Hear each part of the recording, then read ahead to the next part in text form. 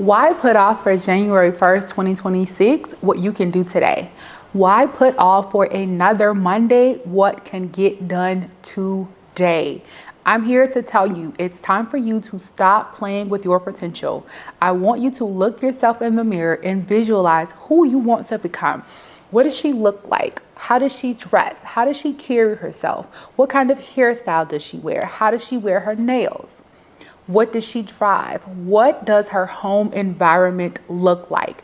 What are her hobbies? What takes up her time when she's not at work? What does she do for work? Who are her friends? Who are the people that she surrounds herself with? When you look in the mirror and you ask yourself these questions, I really want you to visualize who is she? Because this video is going to help you get there. I'm going to help you reinvent yourself in 2026. We're talking actionable steps. As a matter of fact, pause this video, grab a pen, grab a notebook. No, don't take these notes in your phone. Grab a pen, grab a notebook. Class is in session. We are just into the fourth quarter of 2025. When you are watching this video, if it's not 2025, perhaps it's 2026, will you leave me today's date in the comments? Okay, moving along. I want you to use the rest of the quarter, the rest of fourth quarter 2025 as your trial run. If your goal is to start waking up at 5 a.m., but currently you're waking up at 7 a.m., every day, I want you to wake up 15 minutes earlier until you are a proud member of the 5 a.m. Wake Up Club. You are not just going to magically start waking up at 5 a.m. on January 1st, 2026. I'm keeping it real with you. I'm being honest with you. It's not going to happen at the snap of a finger. You have to start implementing these things now, collecting the data, because you're going to need that data to determine what you're truly capable of. By waking up 15 minutes earlier every day, we're doing what we call reverse engineering. This means that you start where you are and then you work yourself back, you dial it back just a little bit every day until you reach the goal that you have set for yourself. If your goal is to work out 3 days per week, how about you currently start at 1 day per week? This means giving yourself 1 day per week, at least 30 minutes of uninterrupted time where you can move your body with intention. The next week, you start working out 2 days per week. By the third week, you have began working out for 3 days per week, at least 30 minutes each time. And some days you may even be able to work in a second workout. It doesn't have to be anything strenuous, girlfriend. I'm talking about on your lunch break, you can take a 15-minute walk on the treadmill, perhaps invest in a walking pad, or even take a 15-minute walk around your house or around your neighborhood. This allows you to get in perhaps a quarter of a mile, but a quarter of a mile in that 15 minutes is better than no mile in no time at all. Now, just a few minutes ago, I mentioned that we're going to track because we need to collect the data. Here's the thing. Data lets us know what's possible and what's not possible. If you are waking up at 5 a.m. and you said that you're going to work out at the end of your workday and you get off at 5 p.m., girl, let's be honest, that's a 12-hour day. Be honest with yourself. Are you going to the gym at the end of a 12-hour day? Or perhaps, do you need to use that window between waking up earlier and logging into work to get that workout in? 30 minutes is all you need. 30 minutes is what you deserve to live the life that you want. Collecting data is important because you cannot manage what you are not tracking. Let me say it again. You cannot manage what you are not tracking. I don't care if you have to save this in the notes app in your phone. Perhaps you have to put it on your calendar, make a checklist, put a board on the fridge, put a whiteboard near your desk, write it in a notebook. Girl, just track the darn data, okay? When you are setting your alarm to wake up 15 minutes earlier each day, how do you feel when you wake up? Are you tired? Are you groggy? Are you cranky? Are you feeling well rested, right? Because if you are noticing that you are still feeling exhausted, it might be time to change something up. Maybe you ought to put your phone down a little earlier before you go to bed so that your eyes have time to adjust and your brain has time to adjust to less stimulation. Perhaps you ought to start winding down a little bit earlier each night so that your body starts to just simply wind down and prepare for a good night's rest. Perhaps you have to come up with a new nighttime routine. Maybe you can't just jump in the bed. Maybe you need to invest in a nice pair of comfortable pajamas. Y'all know I love my matching pajamas. But maybe you ought to develop like new nighttime routines that will allow you to get a good night's rest so that when you wake up the next morning, you are feeling energized and well rested. I don't want you walking around here looking tired and defeated in the face, okay? I'm gonna be honest with you. I don't care if you are waking up and you are feeling so exhausted. I need you to really track that data and figure out what do you need to change about the night before so that when you wake up the next day, you have energy, you're not feeling groggy or tired, and you don't look exhausted. You do not want to walk around here looking exhausted, girl. What is she wearing? Where is she shopping? I know for me, I tend to love a little outfit from Rainbow every now and then. And to be honest, the last time I was in there, I didn't really see anything that like tickled my fancy. So I believe that in 2026 might be the year that it's a little less rainbow shopping for me and maybe a little more high quality clothing like Nordstrom or even JCPenney, because I heard that they just launched a plus size line with Ashley Graham. So I know for a fact the woman I want to become, she's not shopping at those cheapo smeepo stores. Nothing against those stores, but it's time for me to start investing in high quality clothing to really become her. But not only on the outside, but on the inside as well. I'm already scheduling my therapy appointments for 2026 so that every 3 weeks I am meeting with my therapist and I'm taking care of my mind, I'm taking care of my appearance, and I'm taking care of my body, because the woman that I want to become, the woman that I will become in 2026, girl, she is unstoppable. If one of your goals for reinventing yourself in 2026 is to get yourself into a new job or a new career, girl, listen up. Use 2025 as your trial run. Look into resources offered at your current place of employment, at your local library, or even organizations that might be putting together resume workshops, job search assistance, anything that is going to help you level up your career. I know of a few groups on Facebook like Black on the Job with Admin Sin. I'll post a screenshot of it on the screen. But I find that groups like that are very helpful because they have a ton of resources, and they also offer like resume assistance, job search assistance, even revamping your LinkedIn profile, right? But if you want to put yourself in a new career or in a new role in 2026, you cannot wait until January 1st to start looking for that role. You know what Drake said, if you stay ready, you don't have to get ready. So I said all of that to say, if that new role that you're claiming is yours next year, start putting in the work today. Get an honest review of your resume. Start putting applications in, putting those feelers out there to see what type of feedback you'll get. Here's the thing. If you get the interview and you don't get the job, it's all data, girl. It's not a rejection. It's simply redirection.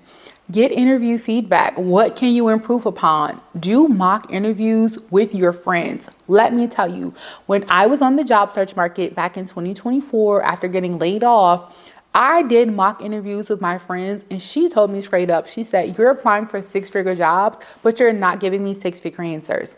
That feedback was so valuable because it made me realize that I was not speaking confidently about my abilities.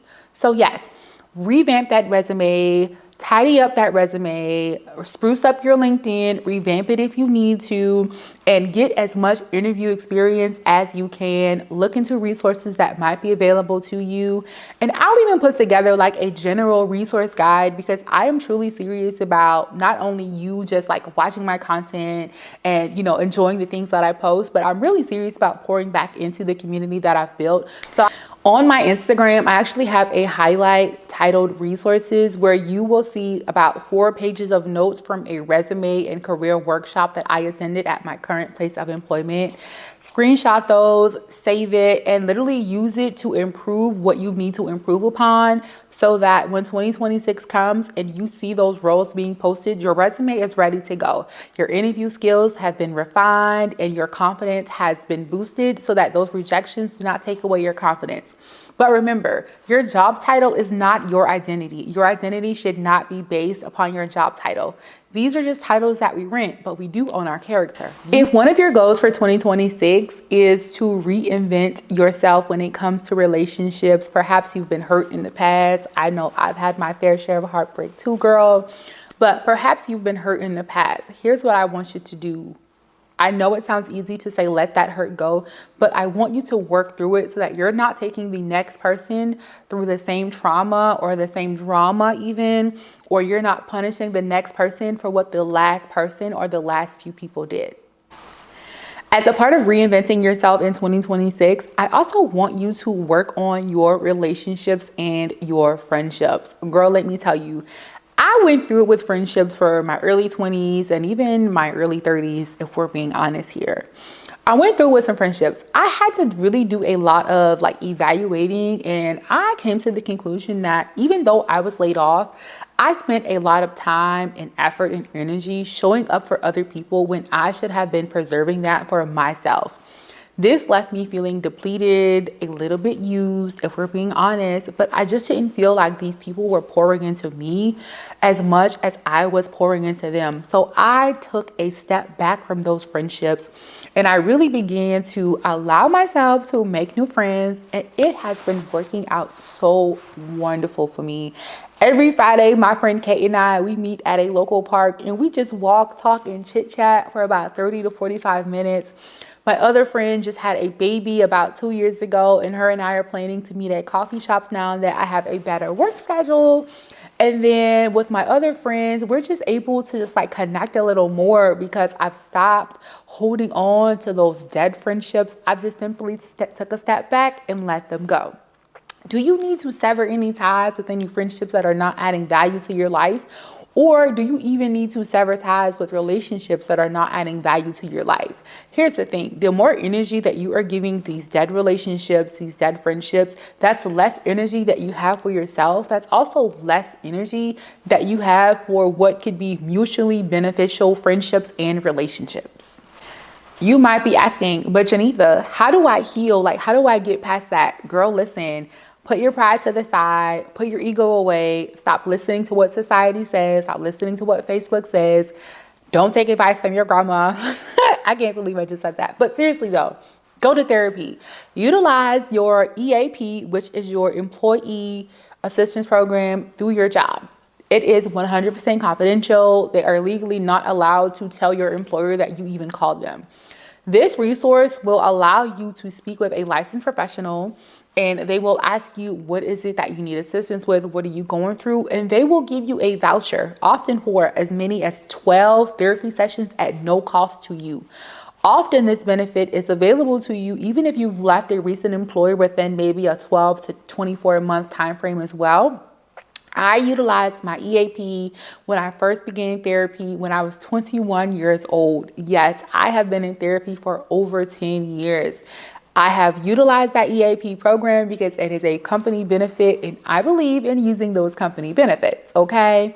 But I said all of that to say, call your EAP program. This is a great way for you to test and interview different therapists because your funds are not involved.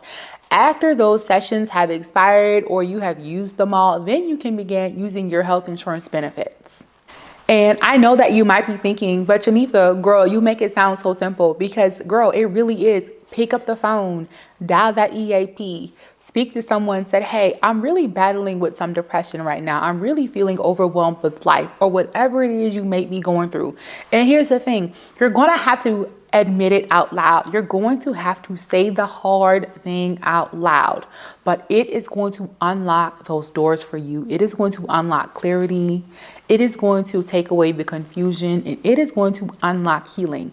Call your EAP program. Ask for those therapy sessions, start feeling out different therapists, interviewing them because it is a mutually beneficial relationship. And then my hope is that you find the therapist that is right for you so that when you enter 2026, you have attended at least maybe 1 to 2 therapy sessions. That way you can really have your mind ready and you have adopted a new mindset. You're on your healing journey so that simply the ball is already rolling and you're just rolling along with it until your journey of healing and reinventing yourself in 2026. Now, I'm a firm believer that whenever we want to make a change, we first have to start with our minds. Everything starts in the mind. In a previous YouTube video, I shared 3 mindset shifts that truly transform my faith, my wellness journey, and my finances. Because again, everything starts in the mind. Until I started seeking a relationship with God over religion, until I saw my body as something that my mind could partner with and not be in competition with, until I saw my finances as something that I could actually track and manage and that I didn't have to let credit card debt that came from being laid off overwhelm me. These mindset shifts truly transform my life. And I feel like if you watch that video, it's going to help you reinvent yourself for 2026. Often finances is something that many people don't talk about. I'm transparent over here. Okay. I am transparent as I can be. Now, if we're reinventing ourselves in 2026, we have to let that old ish go. Okay. And when I say old ish, I'm talking about decluttering. Yes.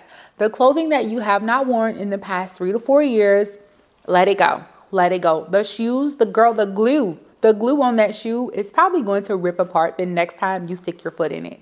Let it go. That thing that you have in the corner that you keep saying you're going to get to one day, and 1,027 days have passed. Donate it, girl. Let it go. Stop holding on to these old things. Just declutter. Like, don't overcomplicate it. Declutter as much as you can. If you're looking for local organizations that you can donate to, if you're talking like dress clothing and things like that, I know that most major cities have a Dress for Success location. I know we have one here in Atlanta. Also, your local colleges might have like on-campus closets for the students there that might need help with, dressing the part for interviews or things like that.